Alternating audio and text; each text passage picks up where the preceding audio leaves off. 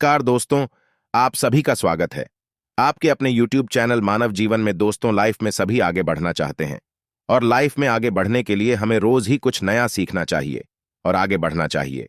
तो चलिए आज की प्रस्तुति शुरू करते हैं। श्री शिवाय नमस्तुभ्यम, ओम नमः शिवाय। दोस्तों, आप सभी लोगों को पता है कि 4 जुलाई 2024 गुरुवार मासिक शिवरात्रि पड़ रहा है। दोस्तों, यह साल में बार बार नहीं आती है, यह साल में बहुत ही कम पड़ती है। पूरे 1-2 साल बाद ऐसा दिन आता है, इसलिए इस दिन का महत्व बहुत ही ज्यादा होता है। और आप लोगों को इस दिन 7 बेलपत्र वाला उपाय जरूर करना चाहिए, क्योंकि दोस्तों गुरुवार मासिक शिवरात्रि एक ऐसा दिन होता है जिस दिन भगवान शिव जी बहुत आसानी से प्रसन्न होते हैं और वह आपको इतना कुछ प्रदान है जितने की आपने कभी कल्पना भी नहीं कर सकते हैं। इसलिए यह मौका अपने हाथ से बिल्कुल भी जाने मत देना। तो इस दिन आप सभी लोगों को 7 बेल पत्र वाला एक बहुत ही छोटा सा और बहुत ही अचूक उपाय करना है। दोस्तों, यह एक ऐसा उपाय है जो कि पंडित जी ने अपने अभी की ही शिव महापुराण की कथा में बताए हैं। और दोस्तों, इस वाले उपाय को ज्यादा लोगों ने किया नहीं है, इसीलिए जो भी लोग इस 7 बेल पत्र वाले उपाय को इस गुरुवार मासिक शिवरात्रि के दिन करेंगे, सीधी सी बात है भाई, उस उपाय का जो फल है वह आप लोगों को बहुत ही जल्दी मिलेगा और बहुत बड़ा होकर मिलेगा, क्योंकि इस उपाय के बारे में ज्यादा लोगों को पता नहीं है। इसलिए दोस्तों, आप लोगों को भी यह उपाय 4 जुलाई 2024 गुरुवार मासिक शिवरात्रि के दिन जरूर कर लेना चाहिए। दोस्तों, इस दिन को आप लोगों को अपने हाथ से बिल्कुल भी नहीं जाने देना चाहिए। दोस्तों, अगर आप लोग अपने घर धन प्राप्ति चाहते हो, आप लखपति बनना चाहते हो, करोड़पति बनना चाहते हो, आप चाहते हो कि आपके घर में पैसा आता रहे, कभी भी पैसा आना बंद हो गया है, तो दोस्तों आप लोगों को इस मासिक शिवरात्रि के दिन, जो कि 4 जुलाई 2024 के दिन पड़ने वाली है, इस दिन 7 बेलपत्र वाला उपाय जरूर करना चाहिए। दोस्तों, इस उपाय को करने से आपके जीवन में कितनी भी समस्या क्यों ना हो, वह सारे समस्याओं का अंत हो जाएगा।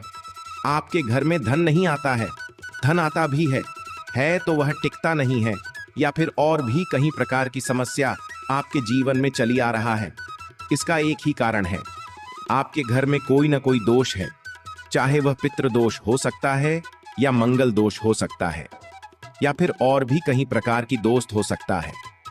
लेकिन अगर आप इस उपाय को सही विधि से कर लेते हैं तो आपको उन दोषों को पता लगाने का भी जरूरत नहीं है। आपका जो भी समस्या है, जो भी परेशानियां हैं, उसका अंत जरूर होगा। और दोस्तों, इस उपाय में आप लोगों को 1 भी रुपया खर्च करने की जरूरत नहीं है। आपको सिर्फ 7 बेलपत्र की जरूरत पड़ेगी, जो कि आपको अपने घर में बहुत ही आसानी से मिल जाएगा। तो चलिए अब समझते हैं कि इस 7 बेलपत्र वाले उपाय को आपको कैसे करना है, किसको करना है, किस समय करना है। तो दोस्तों, सबसे पहले बात आती है कि यह 7 बेलपत्र वाला उपाय शुक्ल चतुर्दशी तिथि के दिन करना किसको है। तो यहाँ पर हम आपको बता दें कि घर में जो माताएं बहनें होती हैं, घर की जो बड़ी माताएं बहनें होंगी, उनमें से कोई भी एक माता बहन जो है इस वाले उपाय को कर सकती है। जरूरी नहीं है घर के सभी सदस्यों को यह वाला उपाय करना, पूरे परिवार का कोई एक सदस्य भी इस उपाय को करता है तो पूरे घर परिवार के सदस्य जनों को जो है इस उपाय को करने का फल मिल जाएगा। तो घर की जो बड़ी माताएं बहनें हैं, उनको यह 7 बेलपत्र वाला उपाय जरूर करना होगा, क्योंकि घर की माताएं बहनें जो होती हैं वह घर की लक्ष्मी होती है। और जब घर की लक्ष्मी कोई उपाय करती है तो निश्चित सी बात है, घर में सुख शांति भी आती है, धन समृद्धि भी आती है और माता लक्ष्मी जी की कृपा भी होती है। तो चलिए अब बात करते हैं कि यह 7 बेलपत्र वाला उपाय के समय करना है। तो देखो, उपाय को करने का जो समय है, सुबह का समय है, प्रातः काल का समय है।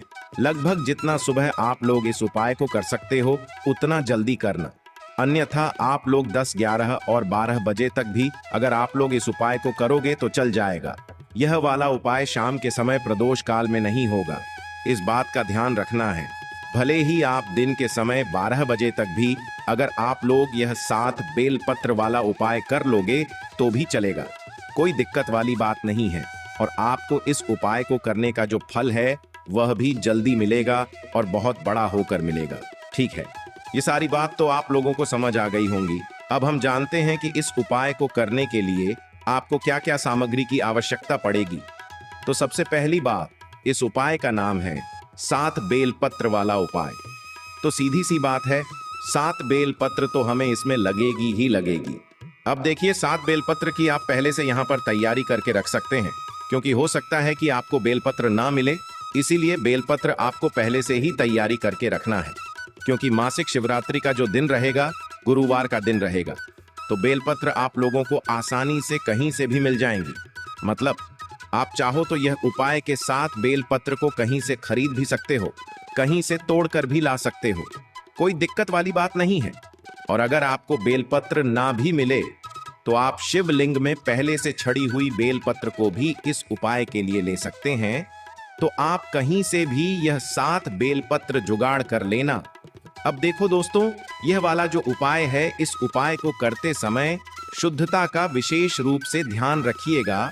बस गुरुवार मासिक शिवरात्रि के दिन सुबह सुबह प्रातःकाल जब आप लोग ये उपाय कर रहे हो, तो भाई स्नान करके शुद्ध होकर नए या धुले हुए वस्त्र पहनकर आप लोगों को तैयार हो जाना है और अपनी 7 बेलपत्र जो उपाय के लिए हैं वो लेकर बिल्कुल तैयार होकर खड़े हो जाना है। अब उपाय कैसे करना है वह भी हम आपको यहाँ पर बता देते हैं। अब देखिए, ये 7 बेलपत्र तो उपाय में होंगी ही होंगी, इसी के साथ में 1 लोटा जल भी आप लोगों को लेना है। वो कहाँ से लाओगे वह हम आपको बताते हैं। पर उपाय दोस्तों, ये आपके घर से ही शुरू हो जाएगा और मंदिर में जाकर यह उपाय पूरा होगा। इस बात का भी आप लोग विशेष रूप से ध्यान रखना। तो जैसे ही आपके हाथ में जो है 7 बेलपत्र याद आती है और 1 लोटा आप लोग अपने पास में रख लेना। अभी आपको भरना नहीं है, मात्र खाली लोटा रख लेना, ठीक है। तो करना क्या है, आपके पास 7 बेलपत्र है और 1 लोटा अपने रख लिया अपने साथ में।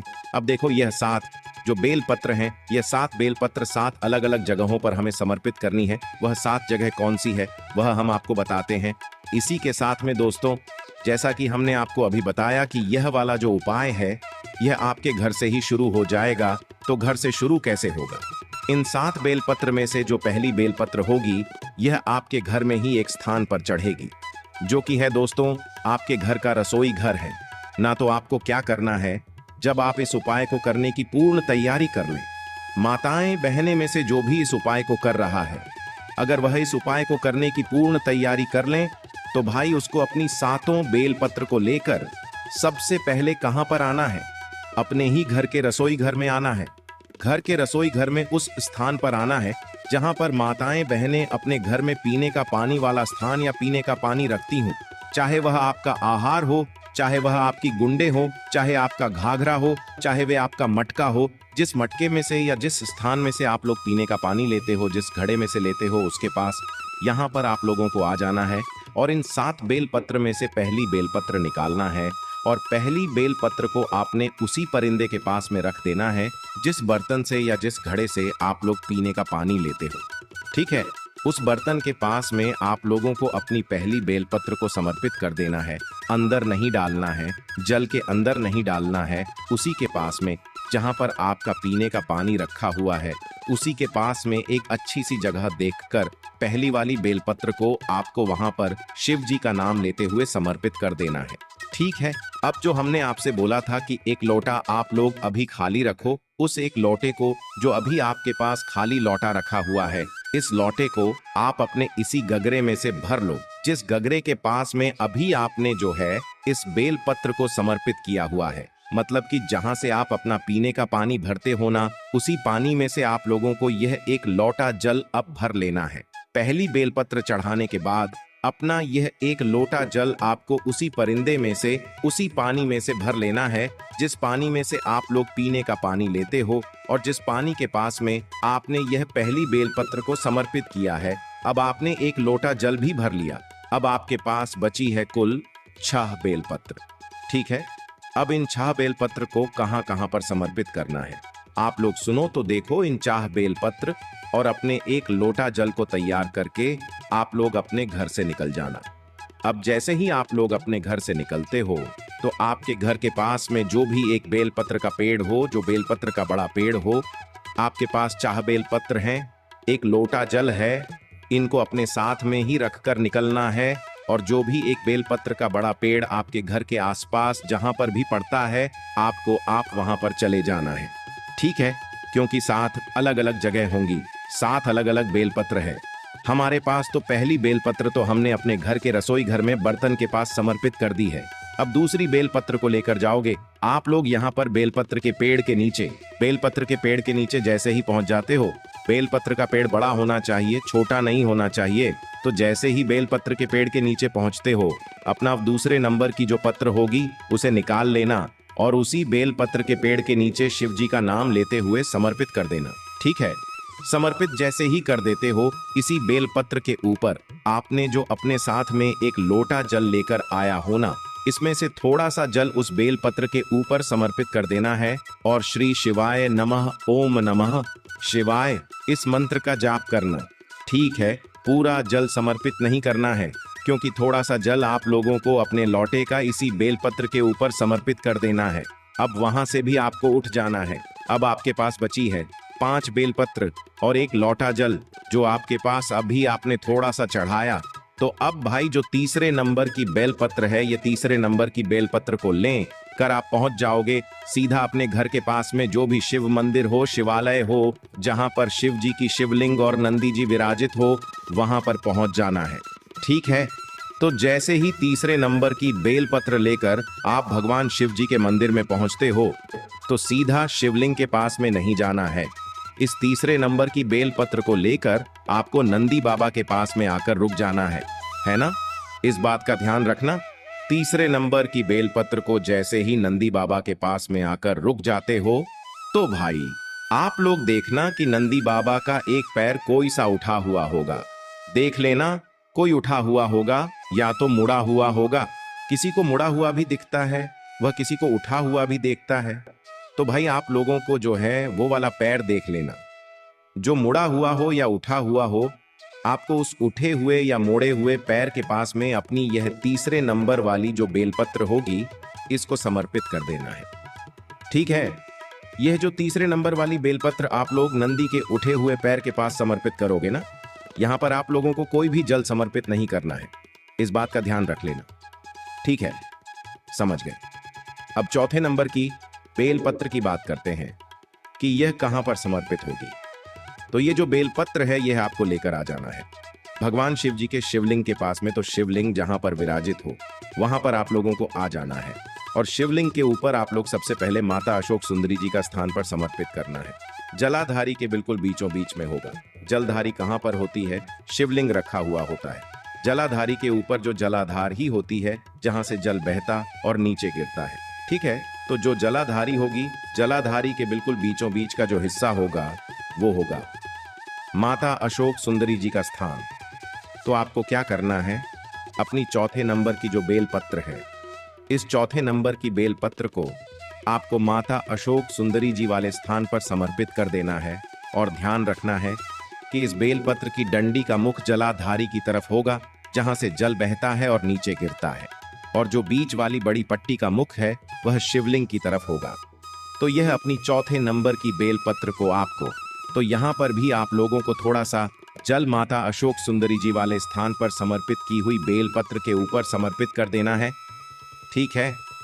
अब बात करते हैं 5वें नंबर की जो बेलपत्र है उसके बारे में। आप दोस्तों, जो 5 नंबर की आपकी बेलपत्र होगी उसे निकाल लेना और इस 5वें नंबर की बेलपत्र को आपको माता पार्वती जी के हस्त कमल पर समर्पित करना है।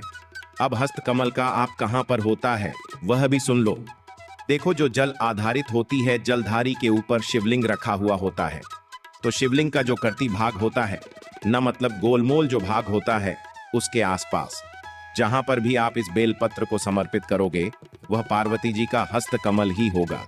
तो आपको क्या करना है, ये जो 5वें नंबर की बेलपत्र है, इस 5वें नंबर की बेलपत्र को आप लोगों को जो शिवलिंग की जो कर्ती भाग है वहां पर कहीं पर भी पास में अपनी जो है ये 5वें नंबर की बेलपत्र को समर्पित कर देना है। और यहाँ पर भी आपने उस एक लोटे में से थोड़ा सा जल समर्पित कर देना है। कितना जल समर्पित करना है? थोड़ा सा जल समर्पित कर देना है उसी बेलपत्र के ऊपर जहां पर आपने अभी यह माता पार्वती जी के हस्त कमल पर यह बेलपत्र को चढ़ाया है। ठीक है। तो यहाँ पर आप लोगों की कुल मिलाकर हो गई है 5 बेलपत्र। अब आपकी जो छठी बेलपत्र है उसे निकालकर आप लोगों को चढ़ाना है भगवान शिव जी की शिवलिंग के ऊपर। तो शिवलिंग के पर आप लोगों को यह छठी बेलपत्र को चढ़ाना है। बस इस बात का ध्यान रखना कि आप जिस तरफ से इस बेलपत्र को चढ़ा रहे हो उस तरफ आज के लिए बस इतना ही इस वीडियो में दी गई जानकारी। और आपकी अगर आपको अच्छी लगी हो तो प्लीज हमारे चैनल मानव जीवन को सब्सक्राइब करें, लाइक करें और हमारे वीडियो में अंत तक बने रहने के लिए धन्यवाद।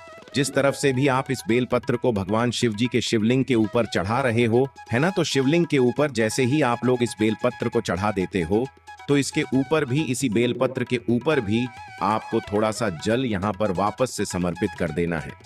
तो अब आपके पास बची है दोस्तों एक बेलपत्र, मतलब 7वें और आखिरी बेलपत्र। तो आखिरी वाली जो बेलपत्र होगी इसको आपको क्या करना है वो बहुत ही ध्यान से सुन लो।